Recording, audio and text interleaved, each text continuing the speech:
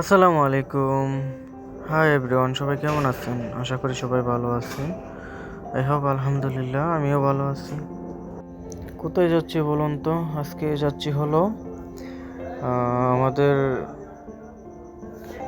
বাসার সামনে একটা দোকানে, মাংসের দোকানে যাচ্ছি। ওইখান থেকে আমরা কলিজা কিনবো। তবে মোশাররফ অনেকদিন ধরে বলতেছে, আমার ফ্রেন্ড তো বলতেছে যে আসলে কলিজা দিয়ে আপনার পোলাও খাবে।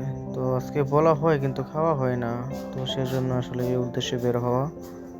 দোকানে যাচ্ছি, দোকানে আসলাম, দোকানের পরিবেশটা দেখেন কেমন।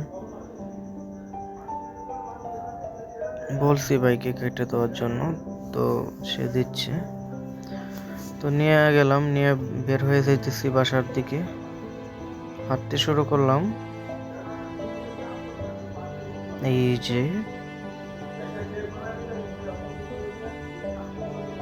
আসলে রাতের বেলা দৃশ্যটা সুন্দর লাগে। বাসায় আসলাম, সেখানে পোলাও চাউল ভিজানো আছে। তো পোলাওর জন্য দিয়ে দিচ্ছি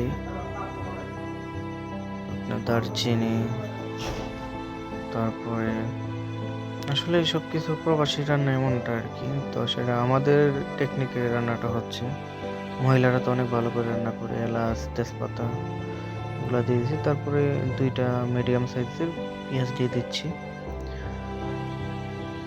হালকা করে নাড়া দিয়ে দিতে হবে। দেওয়ার পরে নাড়া দিচ্ছি।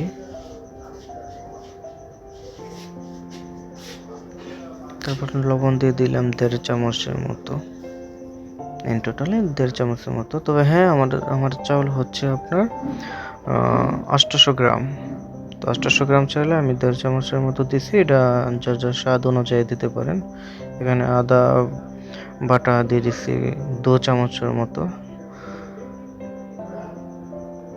তারপর একটু লাড়তে হবে যাতে আদাটা না হয়। এটা গ্রান বের হচ্ছে, এখন অনেকটা সুন্দর একটা স্মেল একটা বের হচ্ছে, দেখতেই পাচ্ছেন আপনারা। প্রবাসী রান্না তো আসলে ছেলেদের রান্না একরকম আর মেয়েদের রান্না হয় আরেক রকম। আর এখানে আমি দুধ গরম করে রাখছিলাম একটু, 2 কাপের মতো দুধটা ঢেলে দিচ্ছি। দুধ দুধ দেওয়ার পরে একটু লাড়া দিতে হবে, নেড়ে চেড়ে নিতে হবে, নিয়ে তো দুধ বসে যেতে পারে।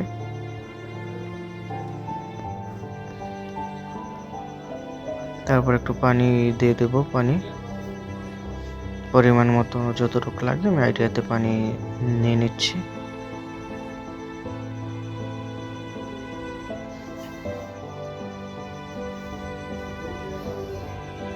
এখন রেখে দেব।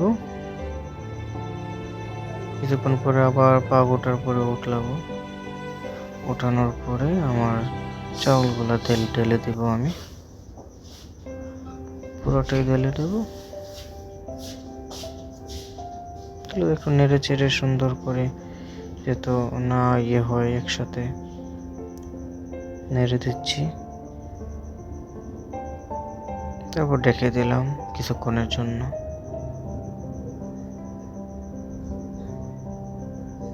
এখানে আমার কলিজাগুলো ফ্রাই করতেছি, কেটে নিলাম, পরিষ্কার করে নিয়েছি।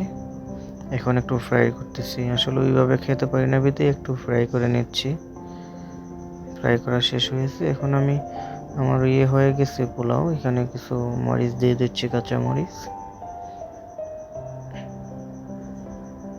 প্যানটা একদমই কম রাখতে হবে। দেখছি মাশাআল্লাহ অনেক সুন্দর গ্রান বের হচ্ছে।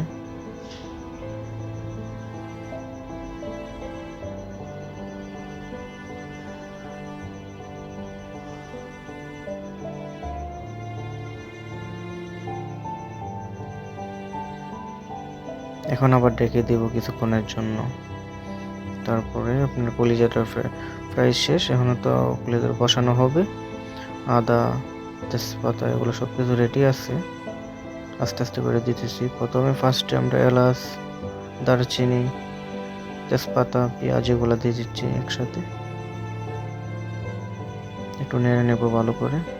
আর আমার ওই পোলাওতে কালো কিশমিশ আছে, এটা উপরে দিয়ে দিচ্ছি।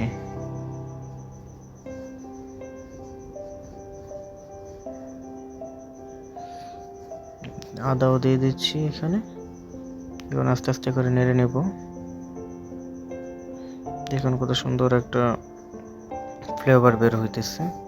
এখানে মরিচ দিয়েছি দুই চামচের মতো, হলুদ দিয়েছি 1 চামচ,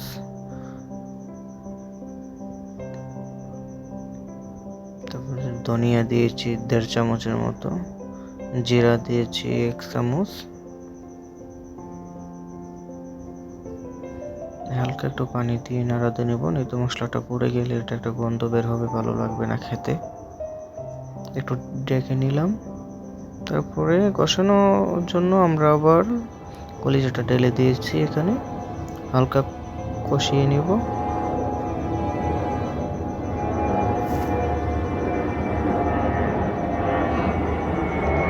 নাড়াচাড়া তো করতেই হবে, নাহলে তো লেগে যাবে। দেখেন মশলা কত সুন্দর একটা কালার হয়েছে, একদম কালা বোনার মতো হয়েছে কালারটা, অনেক সুন্দর একটা স্মেল বের হচ্ছে এটাতে।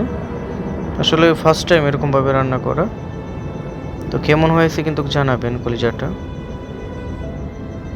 কলিজা এমনভাবে কখনো রান্না করা হয়নি।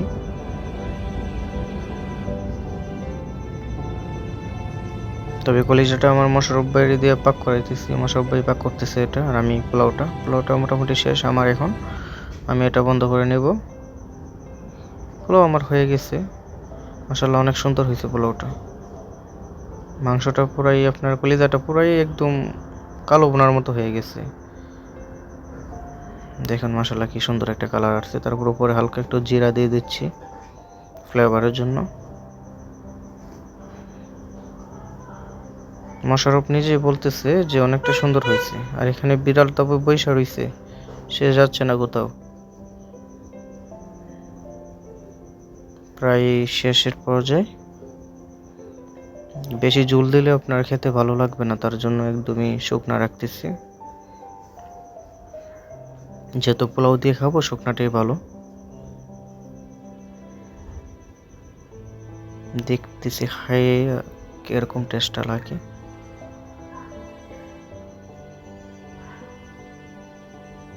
মাশাআল্লাহ অনেক মজা হয়েছে। আগে একটা নিজে খেয়ে দেখলাম।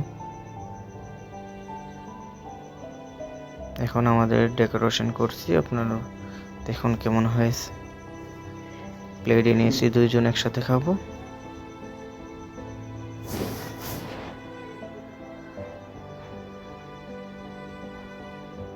সেই জন্য প্লেটে নিয়েছি।